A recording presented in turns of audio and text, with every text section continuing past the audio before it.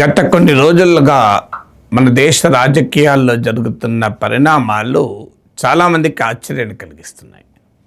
బెంగాల్లో తృణమూల్ కాంగ్రెస్లో చీలిక, విచ్ఛిన్నం, ఇప్పుడు శివసేన ఉద్ధవ్ థాక్రేలో విచ్ఛిన్నం, అంతకుముందు ఆమ్ ఆద్మీ పార్టీ రాజ్యసభ సభ్యుల్ని మూకుమ్మడిగా బీజేపీలో చేర్చుకోవడం, అంతకన్నా ముందు అసలు స్పెషల్ ఇంటెన్సివ్ రివిజన్ పైన ఎన్ని విమర్శలు వచ్చినా, వివాదాలు వచ్చినా లెక్క చేయకుండా లక్షలాది మంది ఓటర్లను తొలగించడం, ఈ పరిణామాలన్నీ చూస్తుంటే ఏమనిపిస్తుంది, ఎటువైపు మన భారత ప్రజాస్వామ్యం వెళుతుంది అనేది ఒక అంశమైతే, అసలు భారతీయ జనతా పార్టీ లక్ష్యం ఏంటి, బీజేపీ ఎందుకు చేస్తోంది?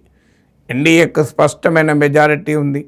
దేశంలో 70% పైగా దేశం బీజేపీ పాలనలోనే ఉంది. అయినా ఇంత అగ్రెసివ్గా రాజకీయ ప్రత్యర్థుల్ని వేటాడడం ఎందుకు, ప్రతిపక్షాలను లేకుండా చేయాలనే ప్రయత్నం ఎందుకు అనే క్వశ్చన్ ఎవరికైనా ముందుకు వస్తుంది. దీనికి అర్థం చేసుకోవడానికి బీజేపీ ఎవల్యూషన్ను మనం స్టడీ చేయాలి. మొదటి దశలో బీజేపీ ఐడియాలజికల్ ఇంజనీరింగ్, అంటే భారత సమాజంలో అప్పటి వరకు ఉన్న ideas, liberal, secular, pluralistic, so ఈ ఐడియాస్ ఇండియన్ సోషో పొలిటికల్ స్పేస్ను డామినేట్ చేసేవి. సో ఎవరు అధికారంలో ఉన్నా, ఇంక్లూడింగ్ మీకు రకరకాల పార్టీల అధికారంలో దేశంలో ఉన్నా, బ్రాడ్గా ఈ వాల్యూసే ఇండియన్ సొసైటీని డామినేట్ చేసేవి. బీజేపీ ఎవల్యూషన్లో హిందుత్వ పొలిటికల్ పారాడిమ్ తీసుకొచ్చిన మార్పు ఏంటంటే, ప్రజల్ని మతం ఆధారంగా మెజారిటేరియన్ కన్సాలిడేషన్ చేయడము, ప్రజలు తమ దైనందిన ఎకనామిక్ ఇష్యూస్ వీటికి పట్టించుకోకుండా మతం ప్రాతిపదిక మీద, భావోద్వేగాల ప్రాతిపదిక మీద ఓటు వేయడం అనేది మొదటి దశలో బీజేపీని ఈ స్థాయికి తీసుకొచ్చింది. కానీ ఈ ఐడియాలజికల్ ఇంజనీరింగ్ అన్ని సందర్భాల్లోనూ అన్ని చోట్ల పనిచేయదు. ఈ హిందుత్వ ఐడియాలజికల్ ఇంజనీరింగ్కు బలమైన సవాల్ Mandalisation of Indian politics, regionalisation of Indian politics. ఈ రెండు పరిణామాల నుంచి అటాక్ మొదలైంది. సో మండలైజేషన్ పాలిటిక్స్ వల్ల వెనుకబడిన వర్గాల సామాజిక న్యాయం డిమాండ్ల ముందుకు రావడం, హిందుత్వ అనే ఐడెంటిటీని ఒక రకంగా డివైడ్ చేసింది. సో దీనికి కౌంటర్గా బీజేపీ ఇంక్లూజివ్ హిందుత్వ అనే విధానాన్ని తీసుకొచ్చింది. సామాజిక వెనుకబడిన వర్గాలకు అధికారంలో బీజేపీ ఆపరేటర్స్లో కాస్త higher level position, political position ఇవ్వడం, దాంతోపాటు సోషల్ ఇంజనీరింగ్ను ముందుకు తీసుకొచ్చింది. సో ఐడియాలజికల్ ఇంజనీరింగ్కు మండల్ సవాల్ ఇస్తే, ఆ మండలైజేషన్కు సోషల్ ఇంజనీరింగ్ ద్వారా బీజేపీ సవాల్ చూపింది. అంటే మండలైజేషన్ వాస్తవంగా ట్రూ సోషల్ జస్టిస్కు దారి తీయకుండా కొన్ని బలమైన బీసీ వర్గాల, దళిత వర్గాల ఆధిపత్యాన్ని సోషల్ జస్టిస్ పాలిటిక్స్లో ఏర్పరిచింది. ఉదాహరణకు ఉత్తరప్రదేశ్, బీహార్లో యాదవ్ల డామినేషన్, దళిత్ పాలిటిక్స్లో చమర్స్ డామినేషన్, ఇలా వివిధ వెనుకబడిన వర్గాలలో కూడా అందులో కాస్త ముందున్న వారికి ఆధిపత్యాన్ని ఎమర్జ్ అయింది.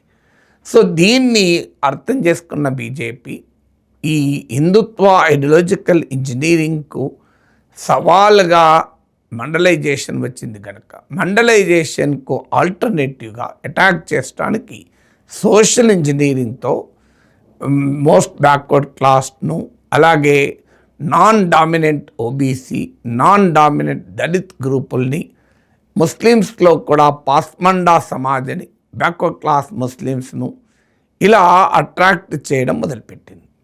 సో ఐడియాలజికల్ ఇంజనీరింగ్లో ఉండే డ్రాబ్యాక్స్ను, లోపాల్లో పరిమితుల్ని, లిమిటేషన్ డ్రాబ్యాక్ కన్నా సోషల్ ఇంజనీరింగ్తో నింపుకోగలిగింది.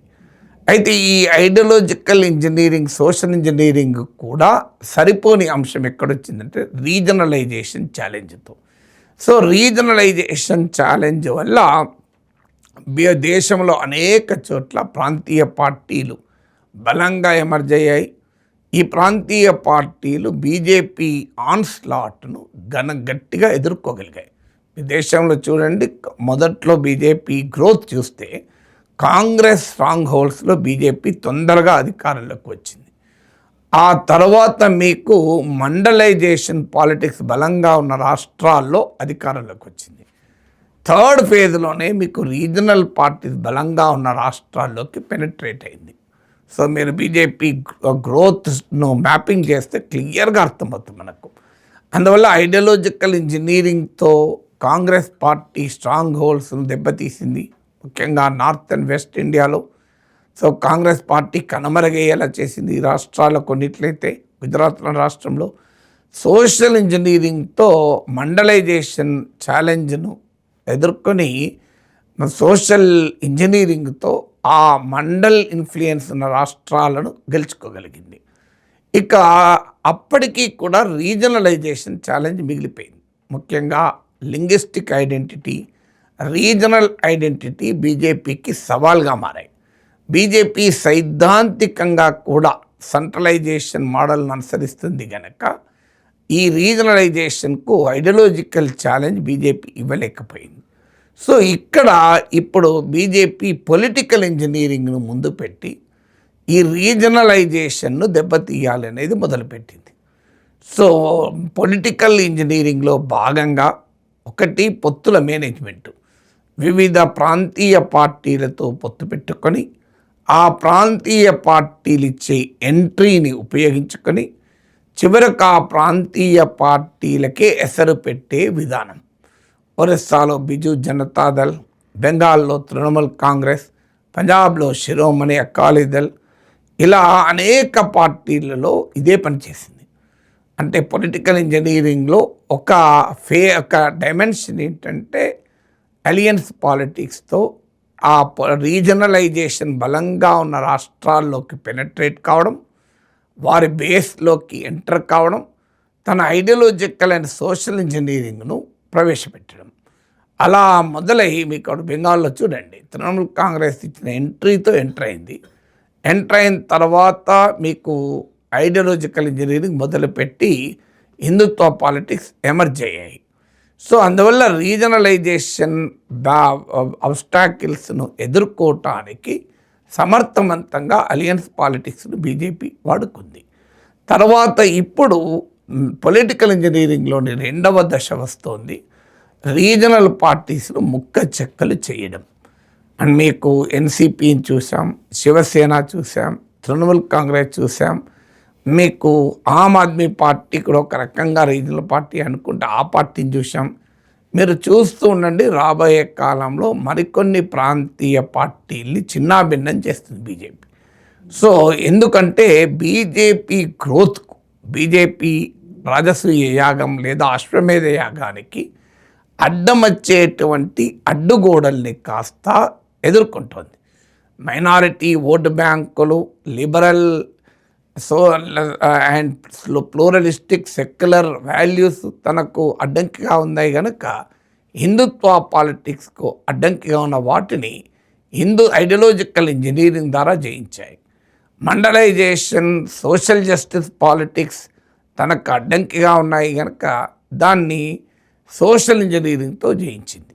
రీజనలైజేషన్, ముఖ్యంగా లింగ్విస్టిక్ అండ్ రీజనల్ ఐడెంటిటీ తనకు అడ్డంకులుగా ఉన్నాయి కనుక ఇప్పుడు పొలిటికల్ ఇంజనీరింగ్ను ప్రవేశపెట్టి ఆ అబ్స్ట్రాకిల్స్ను కూడా వదిలేసుకుంటుంది. ఇక మిగిలిన అబ్స్ట్రాకిల్ ఏంటి అనేది వచ్చినప్పుడు మళ్ళీ బీజేపీ వ్యూహరచన చేస్తుంది. అంటే ఈ రకంగా భారతదేశ వ్యాపితంగా బీజేపీ లక్ష్యం ఏంటంటే కాశ్మీర్ నుంచి కన్యాకుమారి వరకు మీకు కంప్లీట్గా నార్త్ ఈస్ట్ నుంచి వెస్ట్ వరకు, గుజరాత్ కోస్ట్ వరకు బీజేపీ జెండానే ఎగరాలి అన్నది బీజేపీ లక్ష్యం. ఎందుకంటే BJP is not just a political party, కేవలం రాజకీయ పార్టీ అయితే రాజకీయ అధికారము, ఆ అధికార ఫలాల వరకే పరిమితమవుతుంది. కానీ BJP is an ideological party.